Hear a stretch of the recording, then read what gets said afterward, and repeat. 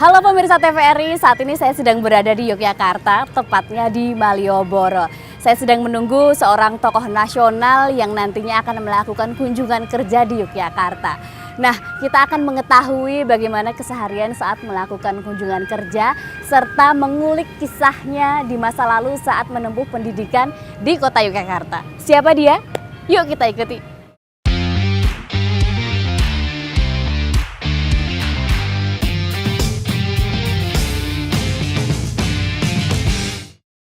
Selamat siang Pak Menko. Selamat siang Mbak Deva. Ya. Bapak, saya hari ini boleh ikut agenda Bapak? Boleh, silakan. Oke, hari ini mau kemana dulu kita Pak? Kita mau ke UGM. Izin dulu sama komandan. Oke, boleh Pak Menko. Baik, mari Pak Menko.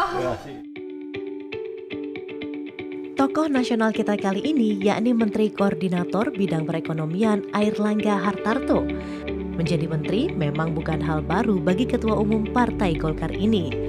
Di Kabinet Kerja Jilid 2, Airlangga juga menjabat sebagai Menteri Perindustrian melalui reshuffle kabinet pada tahun 2016.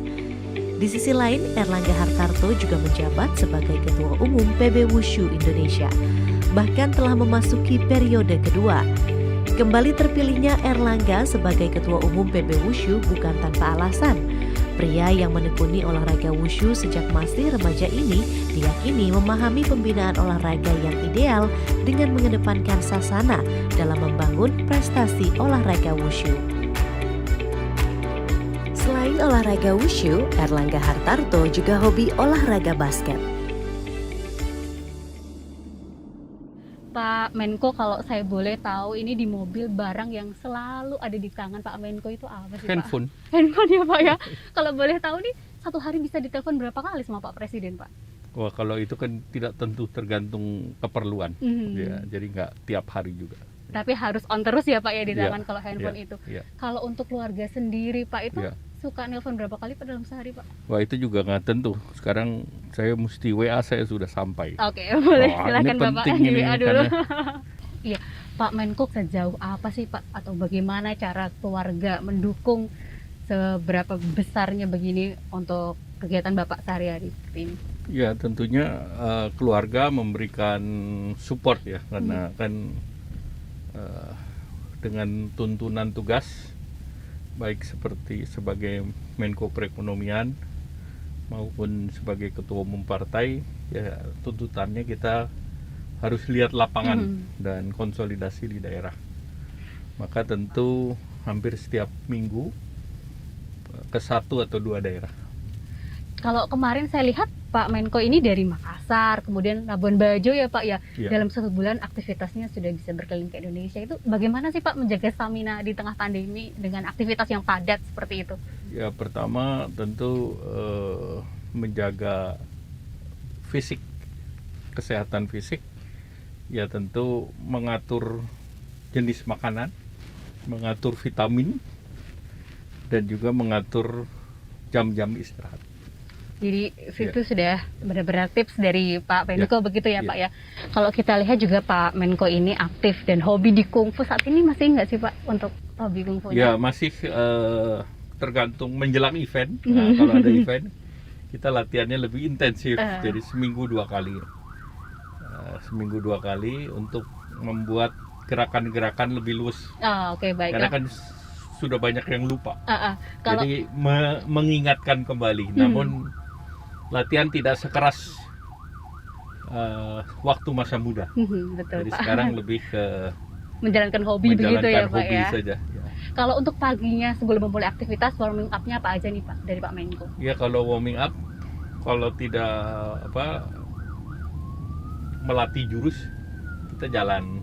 Tapi sebelum melatih jurus, ya stretching lah. Standar olahraga kan sebelum dan sesudah kita stretching dan supaya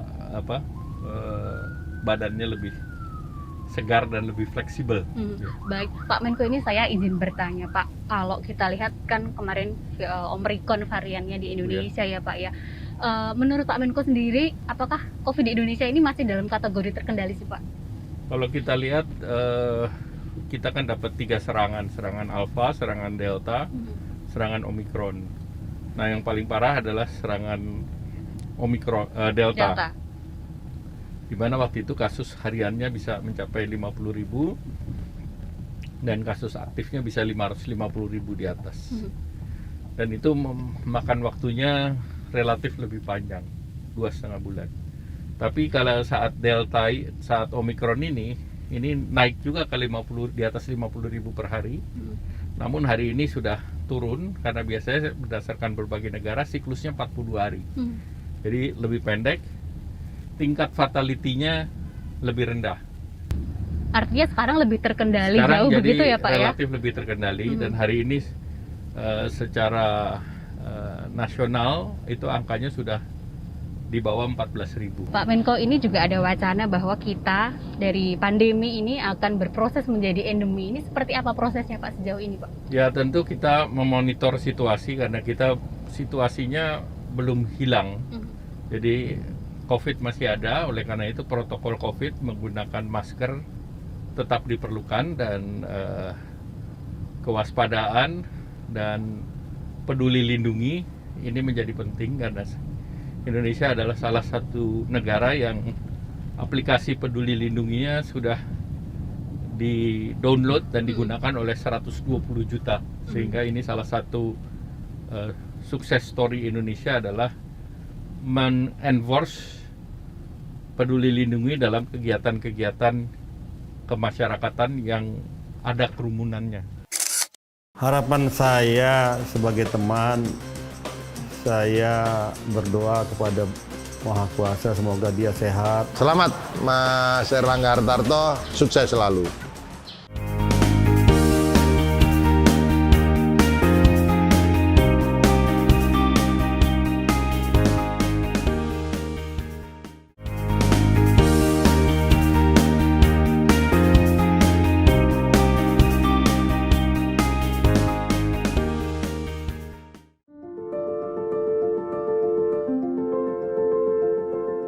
Saya punya teman yang sekarang hebat luar biasa, Mas Angga, Mas Gaga, yang komplitnya adalah Airlangga Hartarto. Dan ini merupakan suatu kebanggaan tersendiri. Saya pernah punya cerita banyak tentang pertemanan saya dengan Pak Airlangga ini. Jadi sejak kuliah kami masuk tahun 81 di Teknik Mesin GM. Beliau orangnya sangat bersahaja, biasa-biasa saja, dan ternyata memang orang hebat. Pertama kali kami ketemu dengan Bang Airlangga tahun 81 saat masuk ke jurusan Teknik Mesin UGM. Kita satu angkatan di kurang lebih ada 40 orang. Dan kita tidak tahu Bang Airlangga itu adalah keluarga dari pejabat tinggi, karena kebanyakan dari mahasiswa pada saat itu bisa dikatakan ya kalangan dari menengah ke bawah. Jadi pribadi yang luar biasa, tidak pernah membuat sekat dengan teman-teman yang lain, cair dengan siapapun, dengan golongan apapun. Dan ini merupakan suatu yang membanggakan kita semua. Dalam mengikuti kuliah itu beliau itu sangat sederhana sekali dan orangnya pintar. Pak, dia ke sekolah tuh naik Honda, dulu tuh Honda C50 ya kalau nggak salah, itu Honda C50. Beliau naik itu ke sekolah. Ketika liburan contohnya. Nah, suatu saat teman-teman pernah liburan ke Sarangan dan mampir ke rumah saya di Ngawi ini. Dan semuanya enjoy saja gitu ya. Dan diterima dengan orang tua saya, saya kenalkan dengan orang tua saya dan lain sebagainya. Kita diajak beliau Bang Airlangga untuk syukuran atas, kalau nggak salah waktu itu bapaknya jadi Menteri Perindustrian Pak Hartarto. Dihadirin oleh ibunya Bang Airlangga sama adik-adiknya. Kita sebagai mahasiswa sangat surprise bahwa nggak menyangka beliau dengan low profile, tidak menunjukkan bahwa dia seorang anak pejabat tinggi. Dia berteman dengan kita itu dan mengajak kita untuk syukuran makan malam di Malioboro, di restoran Malioboro. Itu, dan ibunya juga sangat sederhana dan adik-adiknya juga. Kita nggak menduga bahwa dia itu seorang anak pejabat tinggi. Nah, kemudian keseharian juga demikian. Kebiasaan traktir teman-teman ini, waduh, namanya kos-kosan tahun 80-an tentu saja. Ya, itu luar biasa. Ya, suatu saat pernah kita ditraktir di SGBC, Kopecel. Kemudian dalam pergaulan di kampus, beliau itu tidak sungkan-sungkan untuk mengajarin kita, berdiskusi, itu baik dalam mata kuliah. Ada mata kuliah yang paling susah pada saat itu adalah motor listrik, itu paling susah, dan beliau mau berteman dan mau mengajarin kita, karena beliau tuh biasanya motor listrik itu jarang sekali lulus 2 kali. 3 kali, 4 kali. Nah, beliau waktu itu lulus kedua kali kalau tidak salah dan mengajarin kita. Ya, beliau ini menyenangkan. Ya, selain menyenangkan juga suka bergaul. Sehingga ya semua senang berteman dengan beliau. Apalagi kalau cewek-cewek cantik ya pengennya dipacari lah kira-kira gitu. Itu anaknya pintar, anaknya ganteng, putranya orang hebat, luar biasa, top lah pokoknya. Kemudian beliau juga pernah pada saat saya menggambar teknik, dia bantu saya membuat gambaran itu. Dia bilang, saya bantu bang ya, dia bilang gitu. Oh iya, makasih lah, dia bilang gitu, karena dia udah duluan selesai dalam mata kuliah menggambar teknik itu. Dia dibantu beliau. Dan ketika beliau menjadi Menteri Perindustrian, teman-teman sempat diundang makan siang juga di ruangan beliau. Waduh, seneng banget kita ini. Ya, dari pertemanan biasa kita makan tidak kemana-mana makannya, tapi di ruangan beliau. Ini luar biasa. Kalau say hello sampai sekarang, WA grup pasti beliau masuk di grup kita. Itu masih komentar, ya kadang-kadang komentar nyelemong gitu ya. Itu beliau tetap menjalin hubungan ini secara baik. Harapan saya sebagai teman, saya berdoa kepada Maha Kuasa semoga dia sehat, sukses, dan bisa menjadi lebih tinggi lagi dari posisi dia sekarang. Buat saya, perjalanan hidup saya sempat berinteraksi lah dengan Mas Airlangga ini menyenangkan. Dan selamat kepada Mas Airlangga atas perjalanan karir yang luar biasa. Ya, mudah-mudahan karirnya melampaui dari ayahandanya dan melampaui yang sekarang ini. Selamat Mas Airlangga Hartarto, sukses selalu.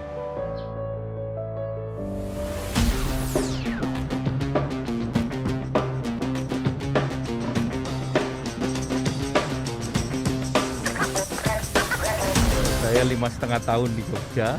Tentu Jogja hari ini berbeda dengan Jogja 40 tahun yang lalu.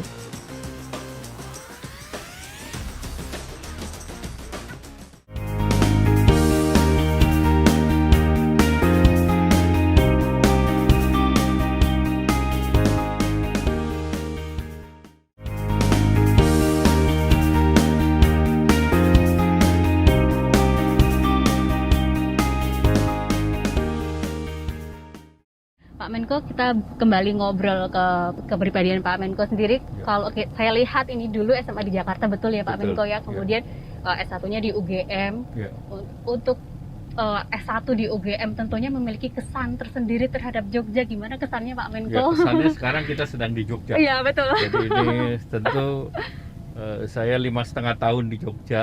Tentu Jogja hari ini berbeda dengan Jogja 40 tahun yang lalu. Oke, Dan baiklah. Apa yang membedakan yang Pak membedakan Menko? seperti contoh jalan ini aja pada waktu itu baru dibangun. Oke, baiklah.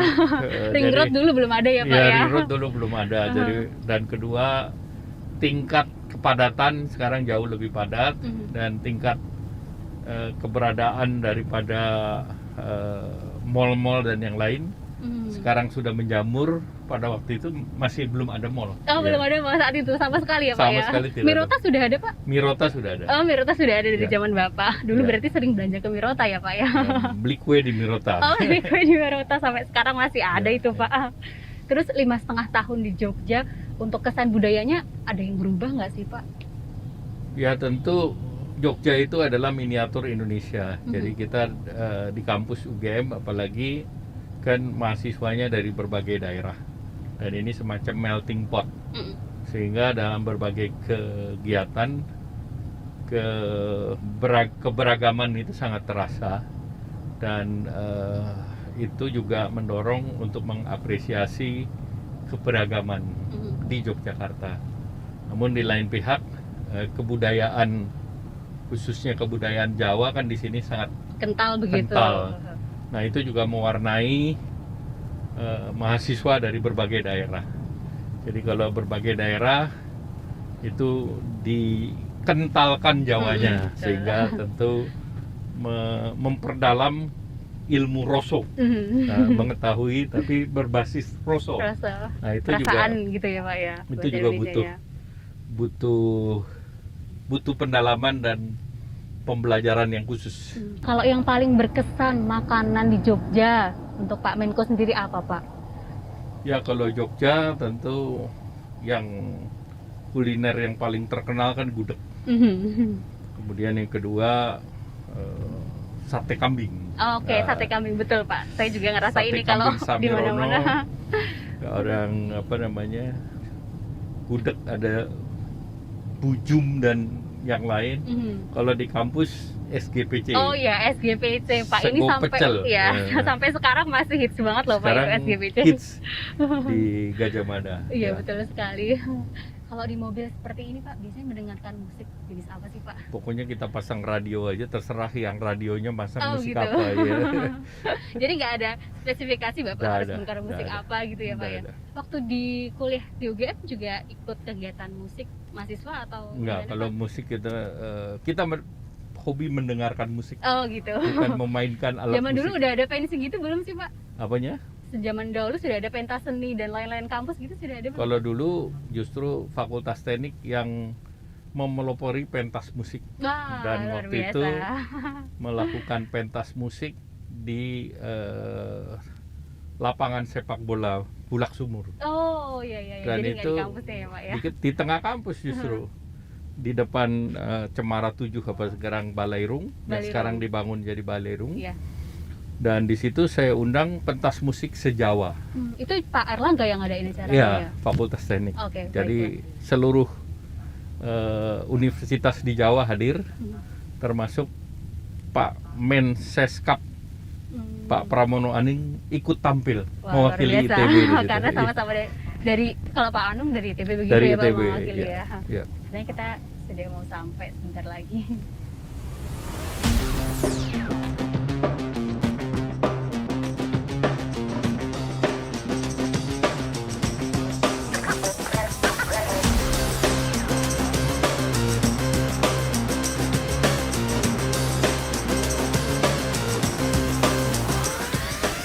Jadi di tengah kampus pertama kali bikin konser Banyak besar. ya? Kita hanya memberikan opsi kepada anak-anak apa yang dan mempersiapkan dari segi pendidikan. Apabila startup itu sudah menghasilkan kegiatan yang sifatnya produktif, maka tentu mereka bisa mencari akses pembiayaan melalui kredit usaha rakyat.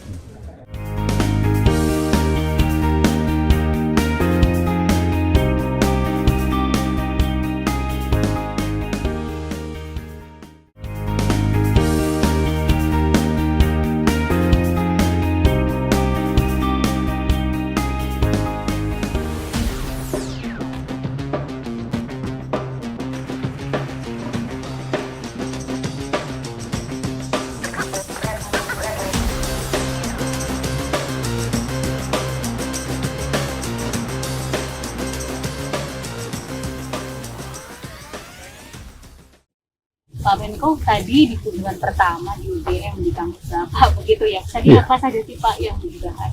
Kesiapan Indonesia di dalam G20. Jadi kami paparkan kepada aktivitas akademisi apa saja yang akan menjadi target yang akan dibawa oleh Bapak Presiden.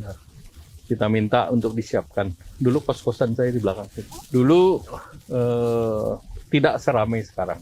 Zaman dulu lebih rapi lah, nggak ada pedagang kaki lima di kampus ya. Jadi kita kalau malam hari ya kita ke Malioboro, Oh, makan di Malioboro. Kalau waktu itu kan kita pakai ya, mahasiswa rata-rata pakai motor, jadi kita ikutan naik motor. iya.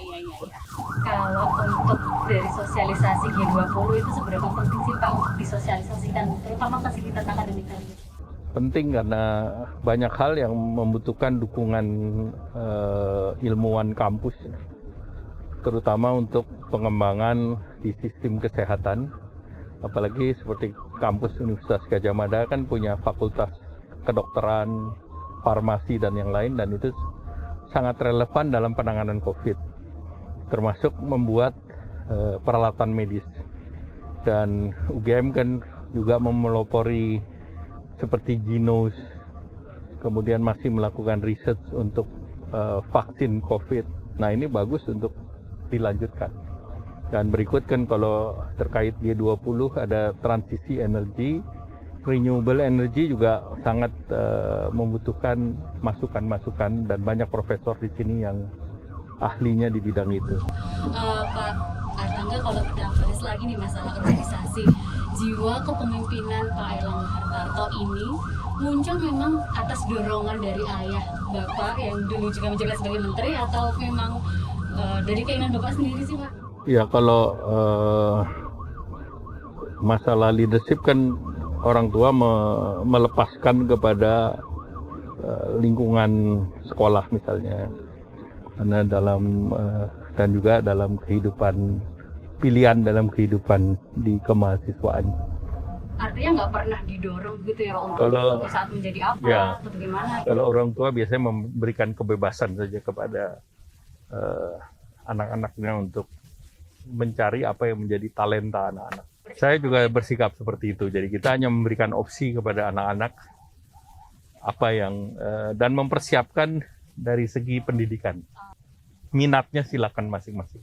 Ya, kalau kita melihat ini sekarang generasi milenial mulai tertarik di dunia startup atau membangun usahanya mereka sendiri. Berarti mereka juga ada kemudahan dong Pak untuk peminjaman di bank misalnya tanpa harus menggunakan agunan Ya. seperti itu. Jadi untuk startup dipersilakan mereka mengakses sumber-sumber pembiayaan permodalan yang itu bisa disediakan juga oleh berbagai kementerian, baik itu Kementerian UMKM, Kominfo maupun perindustrian.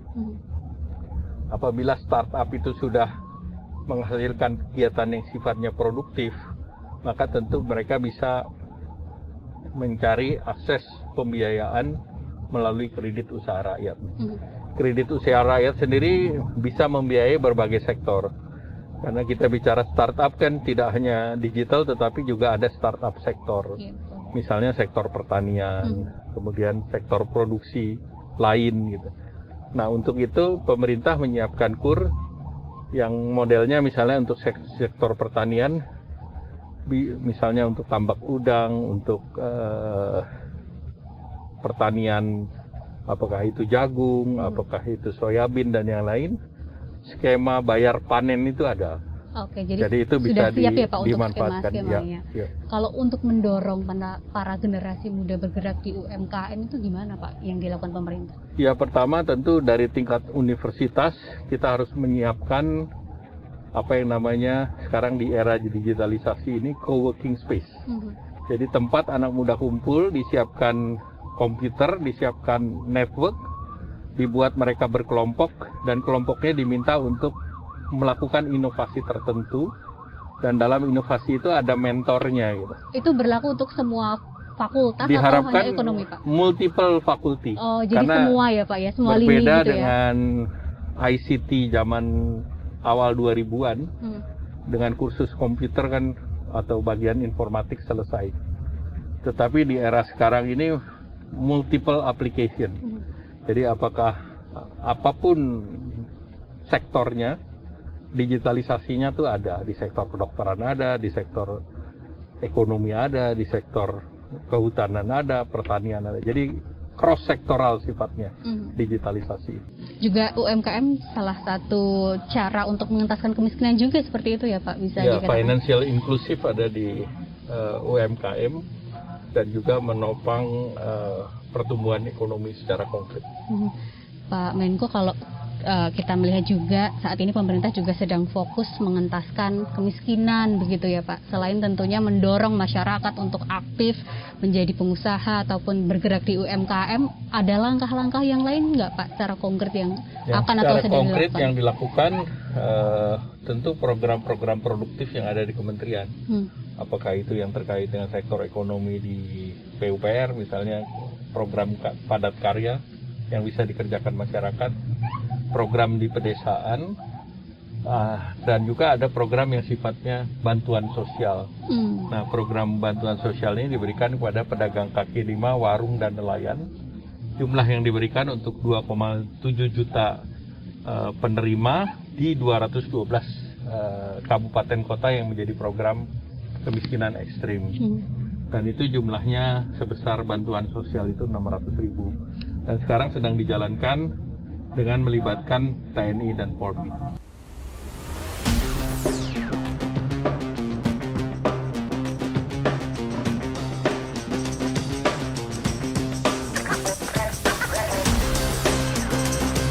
Jadi kalau kartu prakerja itu kan setiap batch berbeda. Jadi kita mulai dari 300.000 dulu.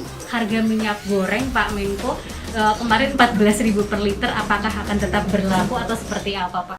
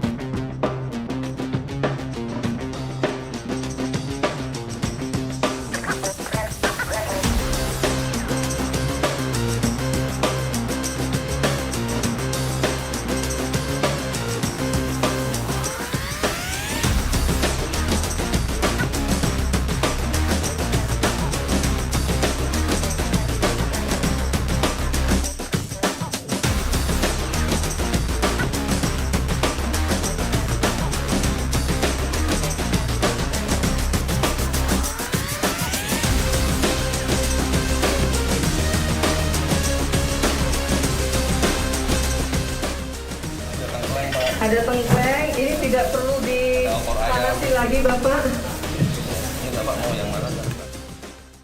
Menko, kita masuk ke segmen terakhir. Tadi apa Pak yang disampaikan oleh para salah satu pelaku UMKM di Jogja begitu? Ya, saya rasa ini salah satu yang baik karena melakukan packaging daripada makanan. Dan dilihat dari packaging makan dan proses produksinya, itu menjamin bahwa makanan kaleng ini bisa tahan 1 tahun. Dan proses ini adalah baik karena seluruh makanan ini dibuat dengan resepi yang standar dan juga cita rasanya juga standar, sehingga tentu biasanya kalau produk yang dengan cita rasa standar itu membuat customer mencari lagi. Dan ini Ibu sudah luar biasa mengumpulkan dari masyarakat, dari ibu-ibu, dan proses terakhirnya ada di sini, dan dari sini siap untuk ekspor. Selamat. Baik, Pak Menko, terakhir ini kita dari ciri khas program kami adalah segmen terakhir adalah kita akan membacakan dari komentar yang sudah disampaikan oleh netizen. Apakah Bapak berkenan untuk menjawabnya, Pak? Untuk pertanyaan pertama ini dari Mas Daniel menyampaikan, Pak Menko, kenapa dikurangi untuk kuota pekerjanya? Jadi kalau kartu prakerja itu kan setiap batch berbeda. Jadi kita mulai dari 300.000 dulu, nanti kita akan tingkatkan karena memang anggaran di tahun ini berbeda dengan tahun kemarin. Karena tahun kemarin dalam situasi pandemi COVID, sekarang diharapkan pandemi bisa bergeser ke endemi dan program juga akan didorong yang program online dan offline. Jadi ada penyesuaian jumlah di sana. Iya, baik. Untuk yang terakhir Pak, dari Mbak Aprolia Zisna menanyakan untuk harga minyak goreng Pak Menko kemarin 14.000 per liter, apakah akan tetap berlaku atau seperti apa Pak? Untuk curah tetap berlaku 14.000. Namun yang packaging lain sederhana atau packaging premium itu harganya disesuaikan dengan harga keekonomian. Iya, baik. Terima kasih banyak Pak Menko. Baik, atas terima waktunya. kasih. UMKM Indonesia bisa ekspor dan go internasional.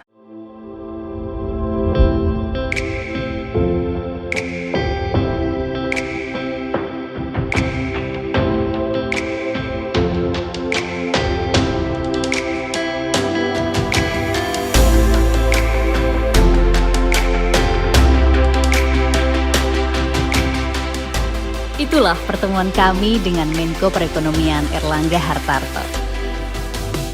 Di setiap kunjungan, ia selalu menyempatkan berinteraksi dengan masyarakat kecil, termasuk saat mengunjungi Yogyakarta. Kunjungan di Yogyakarta juga menjadi sebuah nostalgia masa muda Airlangga Hartarto. Baginya, kunjungan kerja bukan hanya sekedar formalitas semata, namun sebuah tanggung jawab besar untuk melayani Indonesia.